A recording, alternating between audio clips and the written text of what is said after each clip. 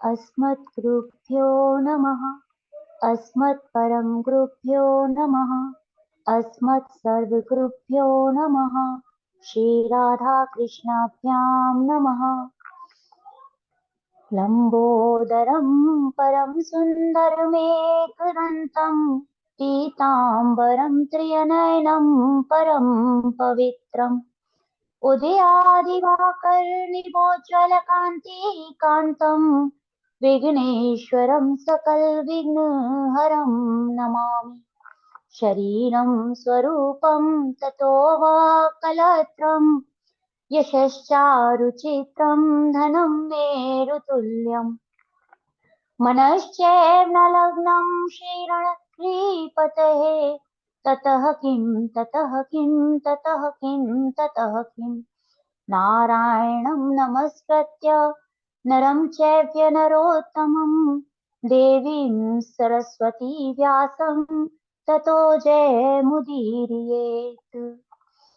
जयतु देवो देवकी नन्दनोऽयं जयतु कृष्णो वृष्णिवंशप्रदीपः जयतु कोमलांगः।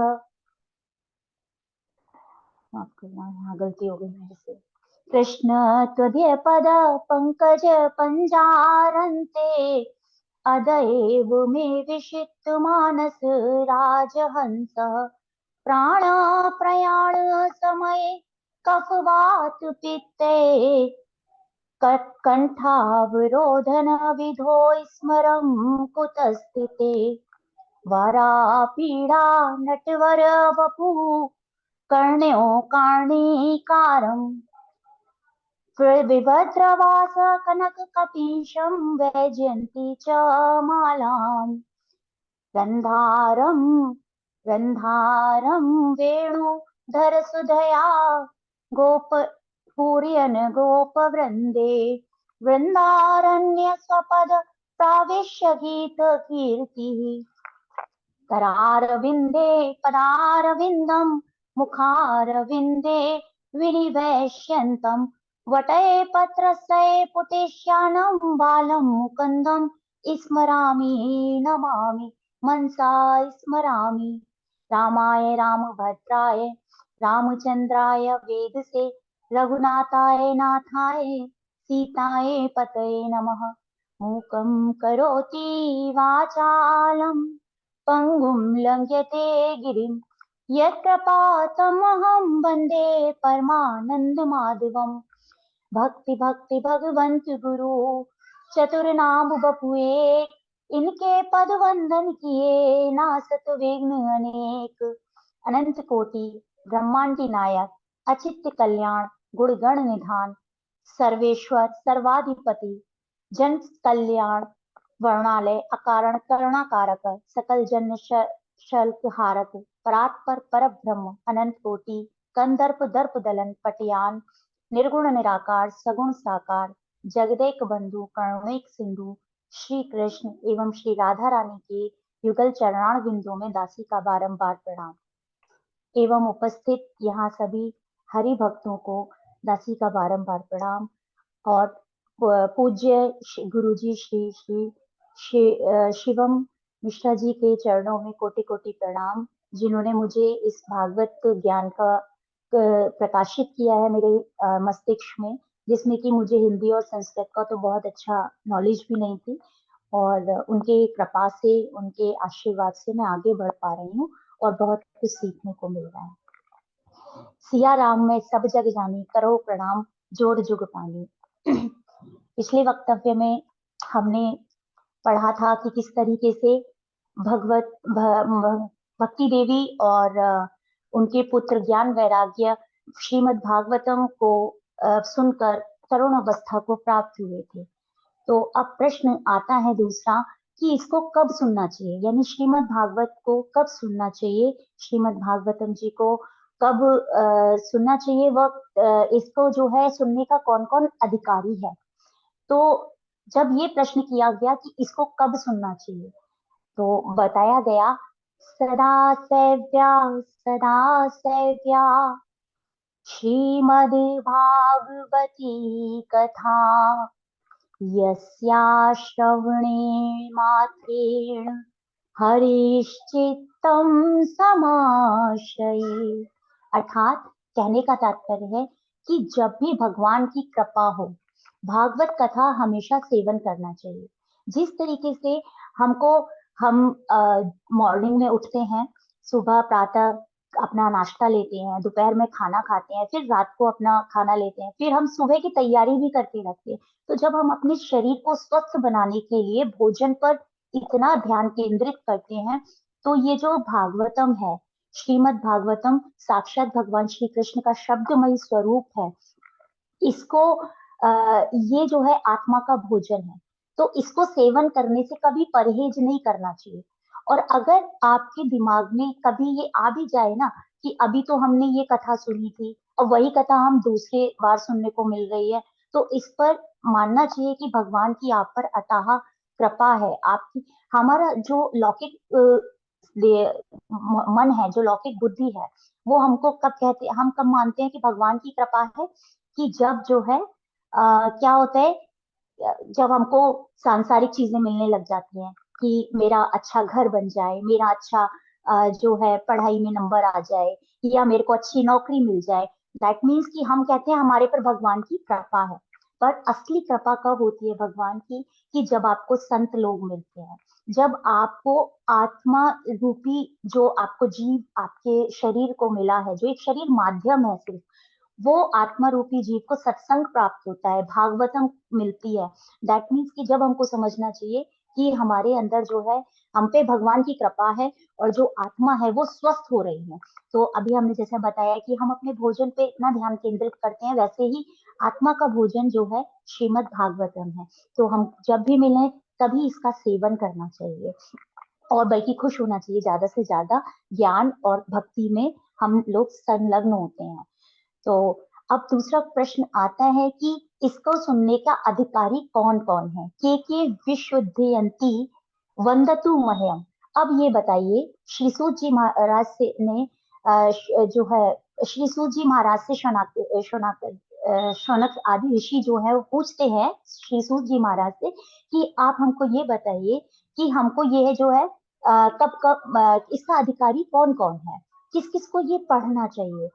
तो जो सूची महाराज हैं वो बोलते हैं, ये मानवा पाप कृतस्तु सर्वदा सदा दुराचारिता विमार्गा क्रोधाग्नि दग्धा कुटिलाक्षिकामिनः सप्ताह यज्ञे निकलो पुनन्ति ते।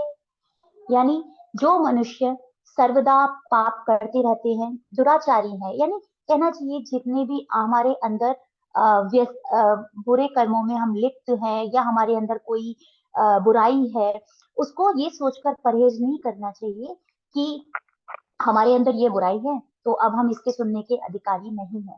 ऐसा नहीं है। अगर हमारे सबके अंदर थोड़ी बहुत सब बुराइयां होती हैं, किसी के अंदर ज्यादा, किसी के अंदर कम, लेकिन अच्छा मनुष्य वही होता है जो अपनी बुराइयों को जानने के बाद उनको दूर करने का प्रयास करता है।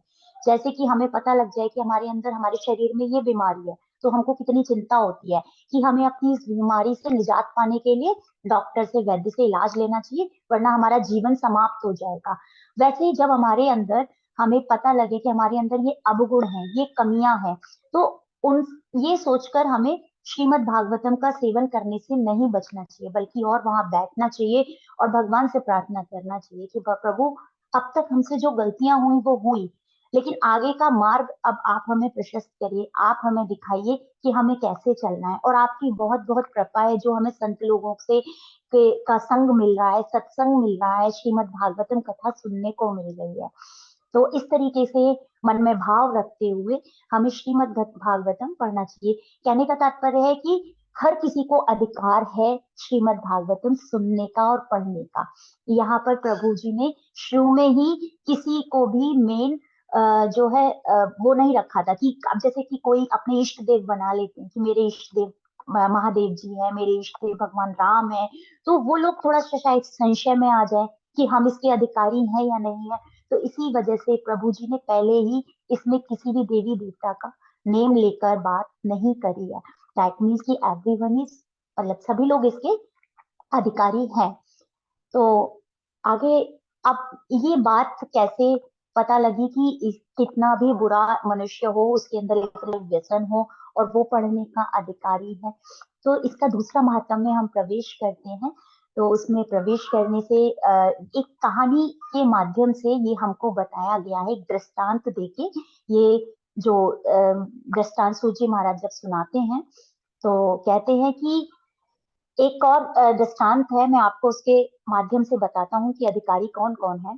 तुंगभद्रा नदी के तट पर एक उत्तम नाम का नगर था। वहां पर आत्मदेव नाम के एक ब्राह्मण थे।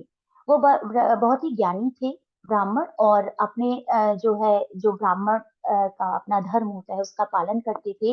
मधुकरी लेकर वो अपना जीवन यापन करते थे, यद्यपि उनके यहाँ किसी भी तरीके का अभाव नहीं था। उनकी एक पत्नी थी जिनका नाम था धुंधली। धुंधली जो थी, धुंधु अज्ञानम कलम लाती या साधुंधली, जो उनकी पत्नी थी वो देखने में बहुत सुंदर थी, काम कार्य में दक्ष थी, बट उनके अंदर एक ही जो था अवगुण, वो ये था, वो कलह प्रिय थी। बहुत संशयात्मक उनकी बुद्धि थी। अब बात यहाँ पर आती है कि अगर एक सनातन ये जो है सूत जी महाराज हुए, नारद जी हुए, या कोई भी महान जो सनातन ऋषि हुए, ये सब लोग हमसे इस आत्मदेव जी के गृहस्थी जीवन के बारे में क्यों डिस्कशन कर रहे हैं। तो कोई भी दृष्टांत और कोई भी कहानी जो होती है वो अच्छे विचारों की जननी होती है। अगर कोई भी अच्छी जगह पर हम बैठे हैं और वहां कोई हमें दृष्टांत सुनने को मिल रहा है, कोई कहानी सुनने को मिल रही है, या कोई हमें सत्य घटना सुनने को मिल रही है, तो वो सुविचारों की जननी कही जाती है। तो ये जो हमको बताया जा रहा है ना कहानी के माध्यम से, अगर इसको हम अपने जो है खुद के जीवन पर विचार करें कि ये जो आत्मदेव जी हैं ये कौन है। ये आत्मदेव जी हमारे शरीर के अंदर स्थित वो जीव है, जो आत्मा है, जो परमात्मा का अंश है। वो परमात्मा का अंश है, तो आत्मा कभी गलत हो ही नहीं सकती, कभी गलत नहीं हो सकती। जो परमात्मा का अंश है तो कैसे पॉसिबल है कि वो गलत होगा। ठीक है, लेकिन जो धुंधली नाम की पत्नी है, ये किसको बताया गया? ये धुंधली नाम की जो पत्नी है, ये हमारी बुद्धि है कि जो आत्मा है वो, जब हम कुछ गलत काम कर रहे होते हैं तो हमको कोई ना कोई रोकता है। ठीक है, तो ये बुद्धि जो है ना संशय में डाल देती है। तो बुद्धि, अब फिर हम अपने आप को समझते हैं कि हम बहुत बुद्धिमान हैं, हम ही सारा कार्य कर रहे हैं। तो पर करने वाले हम नहीं है, हम सिर्फ माध्यम है। पर होता क्या है कि बुद्धि जो हमारी धुंधली नाम की पत्नी है, उसको उसके कहने में इतना आ जाते हैं कि अहम आ जाता है कि हम इतने बुद्धिमान है कि जो कुछ कर रहे हैं वो हम कर रहे हैं और हम सही कर रहे हैं। तो अब ये जो हमें दृष्टांत दिया गया है, ये सुविचार की जननी कही गई है कि इस दृष्टांत को सुनने के बाद हम इसमें से क्या सीखते हैं और क्या अच्छी चीज हम ग्रहण करके अपने जीवन में बदलाव ला सकते हैं। तो अब ये आत्मदेव जी जो हैं, ये इनको एक ही दुख है, ये हर तरीके से बहुत सुखी है, लेकिन इनको एक ही दुख है कि इनके कोई पुत्र नहीं है, इनके कोई संतान नहीं है। अब एक दिन इनको विचार आया कि मैं वन को चला जाता हूँ और वहां अपना जो है जीवन लीला समाप्त कर दूंगा, क्योंकि मेरे कोई संतान नहीं है। ये वहां बैठे हैं, वन में चले गए हैं और बैठकर बहुत परेशान हो रहे हैं, दुखी बैठे हैं। तभी जो है भगवान की कृपा से वहां से एक संत का आगमन होता है वहां पर, और संत उनसे पूछते हैं कि जो है आप इस तरीके से परेशान क्यों बैठे हैं? पंडित जी, क्या परेशानी है आपकी? और मुझे आप देखने में तो बहुत ज्ञानी लग रहे हैं, आपके चेहरे पर मैं तेज देख पा रहा हूँ, लेकिन ज्ञानी पुरुष, तेजवान पुरुष के कि ऐसी क्या परेशानी है जो आपको परेशान कर रही है? अब जो है आत्मदेव जी उनसे अपना दुख बांटते हैं और कहते हैं कि संत महाराज जी, मेरे कोई संतान नहीं है और मैं चाहता हूँ कि मेरे संतान हो, और मेरे घर में एक गाय पाली जा रही है, मेरी गाय भी बांझ है, यानी मैं मुंह दिखाने के लायक नहीं हूँ। मेरे को ऐसा लगता है कि कोई भी मेरे लिए जीवन बेकार है कि मेरे संतान नहीं, मेरे यहाँ जो गाय पाली जा रही है, मतलब मैं इतना मनहूस हूँ, अपने आप को इस तरीके से बोलने लगे। तो संत महात्मा उनको कहते हैं मुञ्चा ज्ञानं प्रजारूपं बलिष्ठा कर्मणो गति विवेकमतो समासाध्य तज्य संसार वासना। संत महात्मा कहते हैं पंडित जी आप इतने ज्ञानी होने के बाद इस तरीके की बात कैसे कह सकते हैं। आप अगर आपकी संतान नहीं है तो कोई बात नहीं, ये दुख करने जैसा कोई भी विषय नहीं है। आप जो है इस संसार से विरक्ति ले लीजिए, आप संन्यास लीजिए। देखिए अभी आज भी इतने हम लोग एडवांस हो गए हैं, इतने हम अपने आप को एडवांस टेक्नोलॉजी से जोड़े हुए हैं और हम कहते हैं कि हम इतने एडवांस हो चुके हैं। लेकिन अभी भी खासतौर से इंडिया में तो अभी भी ये बुद्धि बनी हुई है लोगों की कि अगर उसके संतान नहीं है तो उसका जीवन बेकार है, और खासतौर से अगर पुत्र नहीं है तो फिर तो उसका उद्धार हो ही नहीं सकता। तो सबसे पहली बात कि अगर आपको अपने उद्धार की चिंता है तो जीते जी आपको ही अपना उद्धार करना पड़ेगा। मरने के बाद कभी किसी का उद्धार नहीं हुआ है, ना कोई पुत्र कर पाया है। अगर वरना तो क्या होगा कि लोग कुछ खूब सारे पाप करेंगे और अपने पुत्र को शिक्षा देंगे कि हमारे यहाँ एक रिचुअल होता है कि आप हमारा उद्धार कर देना, फिर आप भी ऐसी करना, और ये चीजें आगे चलती चली जाएंगी। लेकिन ऐसा कभी नहीं हुआ है। अब आप ही बताइए कि एक पारस पत्थर है, उसको आप टच करते हैं किसी लोहे से तो वो सोना हो जाती है, लेकिन जब लोहा ही नहीं है तो आप टच करके सोना बनाएंगे किसको। यानी जब ये हमको मानुष शरीर शरीर मिला हुआ है, ये जब ये लोहे का है और जो पारस पत्थर है वो भगवान की कृपा समझ लीजिए, या आप अपने जो भी पूजा पाठ है उसको समझ लीजिए। अब मानव शरीर के रहते हुए आपने पूजा ग्रहण नहीं करी, सत्संग ग्रहण नहीं कर, और मानव शरीर खत्म होने के बाद हम ये सोचते हैं कि हमारा उद्धार हमारा पुत्र करेगा। तो ये बहुत ही मतलब बेकार मानसिकता है इस तरीके की, अगर लोगों की आज भी बनी हुई है। तो संतान, अच्छा, संतान होने से क्या तात्पर्य? संतान होने से तात्पर्य है कि हमारा जो पहले जन्म था उसमें हमारी संतान से जो हमारे कनेक्शन थे उसका वो ऋण लेने आई है। अब हम उसको पालते हैं। अब कुछ संतानें हमको दुख भी देती हैं, कुछ संतानें मतलब कहना चाहिए कि जैसे कि उसको कोई बीमारी लगे, अब वो नहीं चाह रही माँ बाप को दुख देना, लेकिन बीमारी उसके हाथ में नहीं, लेकिन पहले का पिछले जन्म का कुछ प्रारब्ध ऐसा कनेक्शन बना हुआ है उससे कि वो हमको हम अपना पैसा लेने आई है बीमारी के माध्यम से। तो आप बताइए कि जिन लोगों की संतान नहीं है उनको तो ये सोचना चाहिए कि हमारा प्रारब्ध में अब किसी से लेना देना नहीं है, यानी मोक्ष प्राप्ति हमारे लिए बहुत आसान बन चुकी है, प्रभु हमारे बहुत करीब है। लेकिन होता क्या है ना, हम संसार में आके इसी को सच समझ लेते हैं और यहीं के संबंधों को सच जान लेते हैं, और मोक्ष जैसी चीजों को तो हम समझ ही नहीं पाते कि मोक्ष होता क्या है और क्यों होना चाहिए। यानी हमें यहाँ पे दुखालय में रहकर दुख भोगना ही सबसे सर्व सुख वाली चीजें हैं, है ना। अच्छा खा रहे हैं, अच्छा पहन रहे हैं, अच्छी गाड़ियों में घूम रहे हैं, लेकिन दिमाग में इतना स्ट्रेस है कि रात को सोने के लिए हमें नींद की गोली लेनी पड़ रही है। तो ये हम इसको हम सुख समझ पा रहे हैं। तो ना, ये सिर्फ वो धुंधली बुद्धि जो है ना, जो आत्मदेव की पत्नी है उसी की सोच है। तो वो जो संत देव है वो उनको ज्ञान दे रहे हैं, लेकिन उनकी उनकी बुद्धि बिल्कुल कार्य नहीं कर रही है। अब समझ गए संत देव महा कि ये जो है ना मोहा अंध हो चुका है, ये मोह में इतना अंधा हो चुका है कि जिस प्रकार नेत्र होने के बावजूद इंसान अंधेरे में बैठा हो ना तो उसे कुछ दिखाई नहीं देता है कि वो कहाँ पर चले, कहाँ पर किस दिशा में मुड़े, कहाँ दरवाजा है, उसे कुछ दिखाई नहीं देता है। तो ये मोहा अंध हो चुका है, मोह के अंधकार इस पर इतना व्याप्त हो गया है कि इस पे ज्ञान के नेत्र होने के बावजूद भी इसे दिखाई नहीं दे रहा है। तो इसने एक जिद पकड़ ली है कि मुझे पुत्र चाहिए। तो आत्मदेव जी कहते हैं विकेन भवेत् किं मे पुत्रं देहि बलादपि नोचत्य तज्जामहिं प्राणनं सौदिग्रह शोक मूर्छितः। वो मन ही मन कहते हैं कि ये सब ज्ञान की बातें मुझे मत कहिए संत देव जी, ये तो मुझे पहले से बहुत ज्ञान है। फिर वो अपने विचार को व्यक्त करते हुए कहते हैं संत जी से कि देखिए महाराज जी, आप पहुंचे हुए संत लग रहे हैं, आपसे बस मैं इतनी विनती कर रहा हूँ, आप मुझे कुछ भी मत समझाइए, मुझे कुछ नहीं चाहिए, मुझे इस समय सिर्फ संतान चाहिए।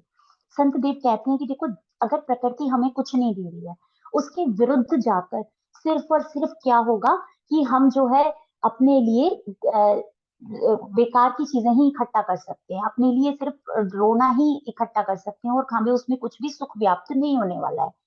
तो फिर भी आत्मदेव जी को कुछ समझ में नहीं आता है। तो वो कहते हैं कि मुझे आप इतनी विनती है कि आप मुझे पुत्र प्राप्ति के लिए कुछ भी करिए, कैसे भी करिए। दया बिनु संत कसाई, दया करी तो आफत आई। अब संत देव जी सोचते हैं कि अगर मैं भैया इसे कुछ नहीं दूंगा तो ये कह रहा है कि अपना जीवन लीला समाप्त कर लेगा, तो ब्रह्म हत्या का मुझ पर पाप लगेगा। और अगर मैं इसे, अब मुझे को तो लगता है इसको देना ही बनता है। तो संत देव जी एक फल देते हैं और कहते हैं कि आप जो है ये फल अपने पत्नी को खिलाइएगा, और फिर उनको पुत्र की प्राप्ति होगी। तो संत वो आत्मदेव जी बहुत खुश हो जाते हैं। आत्मदेव जी खुशी खुशी अपने घर जाते हैं और अपनी पत्नी से कहते हैं, धुंधली को आवाज लगाते हैं, बुलाते हैं कि सुनो इधर आओ। और वो आती है, बोलती देखो ये क्या है लाया हूँ मैं। बोले क्या है? फल है। कि हाँ, ये कोई साधारण फल नहीं है, ये पहुंचे हुए संत हैं, उन्होंने दिया है, और जब आप इसे खा लेंगी तो हमारे घर में भी किलकारी गूंजेगी, यानी हम भी माता पिता बनने का सुख प्राप्त कर पाएंगे। तो कहते, धुंधली से कहते हैं आप खा लो। बोले हाँ मैं खा लूंगी। और वो आत्मदेव जो है चले जाते हैं। धुंधली सोच कहती है कि हाँ मैं खा लूंगी, अभी अच्छे से स्वच्छ होके और पूजा वूजा करके भगवान को समर्पित करके तब मैं इसको खाऊंगी। तो आत्मदेव जी उस पर विश्वास करके चले जाते हैं वहां से। अब धुंधली उस जो धुंधली है वो उस फल को लेके बैठी हुई है। अब वो सोच रही है, खाऊं कि ना खाऊं। अगर मैंने इसे खा लिया और मुझे फिर शारीरिक कष्ट सहन करना पड़ेगा, और फिर कहीं ऐसा ना हो कि जो है ना गांव में कोई चोर आ गए तो मैं कैसे भाग पाऊंगी। और 9 महीने तो पीड़ा रहती ही रहती है। उसके बाद अगर बच्चे ने जन्म नहीं लिया तो मेरी तो मृत्यु ही हो जाएगी। बहुत नेगेटिव नेगेटिव बातें सोचती रहती है। तो वैसे ही हमारी संशयात्मक बुद्धि है कि हम जब भी कुछ कार्य कर रहे होते हैं ना, तो जब कोई भला कार्य करने जा रहे होते हैं तो उसमें हम बुद्धि बहुत दौड़ती है हमारी।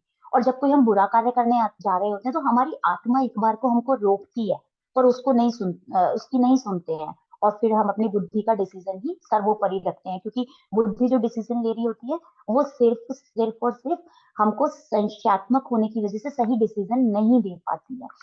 सिर्फ हमारा लाभ ही देख रही होती है, लेकिन लाभ के बाद भी हमें कोई हानि हो सकती है। क्षणिक भर के लाभ के लिए हम बुद्धि की बात मान लेते हैं, लेकिन उसके बाद का जो रिजल्ट हमें हानि देने वाला है उस पर ध्यान केंद्रित नहीं हो पाता है।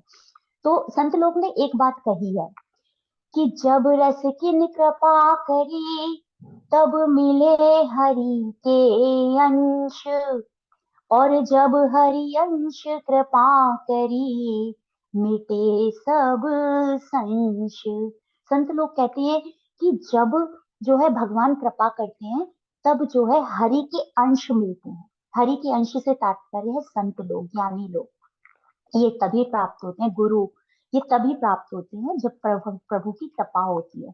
और ये जो संत लोग हैं, ज्ञानी लोग हैं और गुरु जी हैं, ये कब कृपा करते हैं? ये जब कृपा करते हैं, जब मिलने पर कृपा करेंगे, और जब ये कृपा करेंगे तो हमारे अंदर की जितने भी संशय हैं वो दूर हो जाते हैं। जैसे कि गुरु जी ने मार्ग बताया कि आपको क्या करना है, कि आपको ये माला जप करनी है। ठीक है, एक नाम दे दिया। अब ये हमने, अब अगर हम ऑफिस भी जाते हैं तो हमारे ऊपर एक बल होता है ना, कि हमसे ऊपर हाई पोस्ट पर कोई बंदा है, वो हमारा काम चेक करेगा कि हमने किया या नहीं किया।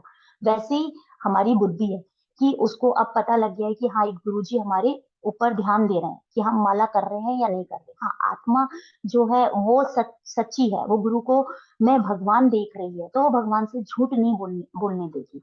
ठीक है, तो हम अपने माला को कर रहे हैं बराबर, नाम जप कर रहे हैं, तो गुरु ने हमें वो रास्ता दे दिया। बहुत हमें देखने में साधारण रास्ता लग रहा है, अरे बस नाम जप ही तो करना है, लेकिन बहुत बड़ा धन दे दिया। वो धन दे दिया कि प्रभु पर आत्मा को परमात्मा से जोड़ने वाला। कि कहते हैं ना कि अब हम इस भव सागर में फंस गए हैं, अब इससे निकले कैसे? इस भवसागर से निकलने के लिए क्या करना चाहिए? तो गुरु जी ने कहा था कि आप हाथ पैर फेंकिए। जब आप किसी सागर में या नदी में फंस जाते हैं तो क्या करते हैं, इंसान हाथ पैर मारता है ना, तो हाथ पैर फेंकिए। तो कहा कि ठीक है, नदी सागर में गिरेंगे तो हाथ पैर फेंकेंगे, तैर तार के निकल आएंगे, लेकिन अब इस भव सागर में फंस गए, संसार रूपी सागर में फंस गए, यहाँ पर हम क्या कर सकते हैं? तो संत लोगों ने कहा कि बहुत इजी काम है, गुरुजी ने बताया बहुत इजी काम है, बस हाथ पैर फेंकिए। कि हाथ पैर से क्या तात्पर्य है? कि हाथ से तात्पर्य है कि ये जो माला दी है ना गुरुजी ने, इसको जपते रहिए। और आपके पैर जो है ना, पैर फेंकने से तात्पर्य है कि आपके पैर सदा गुरुद्वारे पर होना चाहिए, गुरु जी के द्वार पर होना चाहिए, और सत्संग के द्वार पर होना चाहिए, जहां भागवतम कथा चल रही है वहां होना चाहिए। जब ये माला और पैर दोनों साथ साथ चलेंगे तो अपने आप ही प्रभु की प्राप्ति होगी, मोक्ष प्राप्ति होगी, भागवतम प्राप्ति होगी। तो इस तरीके से संशयात्मक बुद्धि जो है धुंधली आत्मदेव जी की पत्नी है, वो उसको लेकर सोच ही रही थी कि इतने में उसकी बहन आ जाती है, और उसकी बहन आके उसको समझाती है, कहती है कि उन्हें समझाती नहीं है। तो अब वो धुंधली की बहन है, वो क्या है, वो और बड़ी दुष्टा है, बहुत बड़ी दुष्टा है वो। अब धुंधली की बहन है तो दुष्टा ही होगी, बहुत अच्छी तो मुश्किल ही मिल पाते हैं, ऐसे तो एक आध ही उदाहरण होता है कि बहन भाई दो डिफरेंट डिफरेंट निकल गए या दो बहनें डिफरेंट निकल गई, वरना सब समकक्षी होते हैं। तो ये दुष्टा प्रवृत्ति की है, ये सारी बात धुंधली ने बताई। तो बहन बहुत अच्छे से उसको समझाती है कि तू परेशान मत हो, चिंता मत हो, मैं गर्भ से हूँ, और देख तू मेरे संग रहने चल, और हमें कुछ पैसा दे दियो, और जब मेरी संतान उत्पन्न होगी तो मैं अपनी संतान तुमको दे दूंगी, और तुम अपने पति से कह देना कि जो है हमें संतान हुई है। तो ये तो बहुत आसान काम है, चलो ऐसे ही करते हैं। तो यहाँ पर जो संशयात्मक बुद्धि है उसने यही निर्णय लिया। अब जब संशयात्मक बुद्धि और दुष्टा ने बैठकर जो दोनों ने डिस्कशन किया, यानी जो स्टोरी चल रही है ना, उसका बैकग्राउंड क्या चल रहा है, उस बैकग्राउंड को जो हमसे हमारे इस समय जीवन में जो चल रहा है ना, उसको जोड़ते हुए मैं आपको ये समझाने का प्रयास कर रही हूँ कि इन दोनों का अब रिजल्ट क्या निकलने वाला है। ऑब्वियसली रिजल्ट बहुत ही ज्यादा भयंकर निकलेगा, बहुत ही गलत निकलेगा, मोह रूपी निकलेगा, क्योंकि जब हम जहाँ मोह करते हैं, फायदा देखते हैं, उसके पीछे की हानि को देखकर भी अनदेखा कर देते हैं। तो संशयात्मक बुद्धि का अंतिम परिणाम क्या है? कि धुंधली का पुत्र हुआ, और ये जो उसका पुत्र था, इसका नामकरण संस्कार हुआ। उसने अपने पति को खबर भिजवाई कि हमें संतान हुई है, पुत्र हुआ है। आत्मदेव जी बहुत प्रसन्न हुए और पहुंचे धुंधली के पास। तो अब इनका आत्मदेव जी ने नामकरण संस्कार करने के लिए जैसे ही पुत्र को अपनी गोद में लिया, तभी धुंधली क्या बोलती है कि 9 महीने मैंने कष्ट सहन किया, दर्द सहन किया, और जो है क्या कहते हैं, आप इसका नामकरण कैसे रखोगे? आप कैसे इसका नाम रखोगे? इसका नाम तो मैं ही रखूंगी, क्योंकि मैं इसकी माँ हूँ। तो जब इस स्टोरी को मैं पढ़ रही थी, इस दृष्टांत को मैं पढ़ रही थी ना, तभी एक और चीज निकल के आई, बहुत बारीक सी है, कि जब इंसान जो है ना, क्या कहते हैं, बहुत शारीरिक या मानसिक रूप से पीड़ित हो ना, तो उसे कभी कोई इंपॉर्टेंट डिसीजन नहीं लेनी चाहिए। क्योंकि जब आप मानसिक रूप से बीमार है, मीन्स बीमार है इन द सेंस कि आपको कोई दिमाग में टेंशन चल रहा है, या आपके दिमाग में बहुत क्रोध रहता है, या आप, तो आपको डिसीजन लेने का बिल्कुल अधिकारी नहीं होना चाहिए। उस घर के सदस्य को डिसीजन नहीं देने चाहिए जो कि बहुत क्रोध करता है या बहुत जल्दीबाजी में डिसीजन लेता है। तो उसने कहा ना, मैं 9 महीने से मैंने पीड़ा सहन करी। तो अब आप, यानी उसका शरीर अभी इतना दुर्बल है, उसका दिमाग इतना दुर्बल है, वो अपने पेट बच्चे से इतना लगी हुई है, तो वो अच्छा डिसीजन कभी नहीं ले पाएगी, तो वो अच्छा नाम कैसे दे देती उस पुत्र को? तो हालांकि आत्मदेव जी ज्ञानी थे, उन्होंने समझ गए कि अब पत्नी मेरी कलह प्रिय है, और मेरा पुत्र का नाम जब वो करने वाली है, नाम संस्कार करने वाली है, तो जाहिर सी बात है कुछ अच्छा डिसीजन तो निकल के आने वाला नहीं है। तो धुंधली कहती है उसको गोद में लेके अपने पुत्र को कि धुंधली का पुत्र धुंधकारी। तो अब उसका नाम पड़ गया धुंधकारी। अब धुंधकारी से क्या तात्पर्य है? अब धुंधकारी से तात्पर्य है कि जो करने योग्य ना काम है, वो सारे काम करने वाला बच्चा, यानी जो काम नहीं करने हैं वो उन्हीं को करेगा, वही धुंधकारी। इतने में गाय जो है, उसने भी बच्चे को जन्म दिया, जिसका नाम गौकर्ण पड़ा। तो जो है वो शरीर से, जो संत के फलस्वरूप उसने जन्म लिया था, तो शारीरिक रूप से वो इंसान का जो है बच्चा हुआ, लेकिन उसके कान जो थे वो गाय के रूप में थे। तो जो गाय के रूप में कान होने की वजह से उसका नाम पड़ा गौकर्ण। अब जो है ये जो गौकर्ण हुए, ये गौ से क्या तात्पर्य है? सात्विक और सत्य, यानी अच्छी बातों को सुनने वाला, जिसको अच्छी बातें प्रिय लगे वो गौकर्ण कहलाए। तो अब जो है ये क्या होता है कि आगे हम आगे देखेंगे, स्टोरी में पढ़ेंगे कि गोकर्ण और धुंधकारी का व्यवहार किस तरीके का रहता है, किस तरीके का इनका स्वभाव है, और आगे वो जो है कैसे कैसे डिफरेंट विचारधारा, मतलब एक ही परिवेश में रहकर, एक ही परिवार में रहकर वो पले बड़े हुए हैं, लेकिन उनका जो है संस्कार अलग अलग है, अलग अलग बुद्धि वाले हैं, अलग अलग तरीके से सोचने समझने वाले हैं। तो इसके चरित्र का वर्णन हम आगे पढ़ेंगे। अब तक के लिए मैं विश्राम चाहती हूँ। श्रीमद् भागवतम महापुराण की जय, श्री राधा कृष्ण भगवान की जय। जय जय श्री राधे गोविंद। सुंदर, बहुत बढ़िया अनामिका शर्मा जी, बड़ी अद्भुतता के साथ और भाव के साथ, बड़ी ही आध्यात्मिकता के साथ इन्होंने वक्तव्य प्रस्तुत किया है, जिसमें मनुष्य को रख करके और पूरा उस चरित्र को चरितार्थ करते हुए आपने वक्तव्य किया। बहुत बढ़िया। ठाकुर जी कृपा आपके ऊपर बनी। धन्यवाद गुरु जी, आपकी कृपा है गुरु जी, बहुत बहुत धन्यवाद। 2 मिनट रुक जा, बस 2 मिनट रुक जा। कहाँ गए? हमारे झा जी भी बहुत प्रसन्न है। बहुत सुंदर आज का वक्तव्य रहा, बहुत सुंदर। ये गुरुजी भी हमारे पारस पत्थर हैं। विभिन्न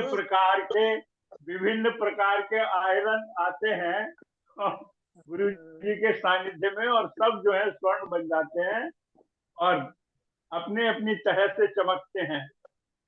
बहुत बढ़िया, सभी भगवत भक्त हैं आप लोग। हाथ सुहाई। ये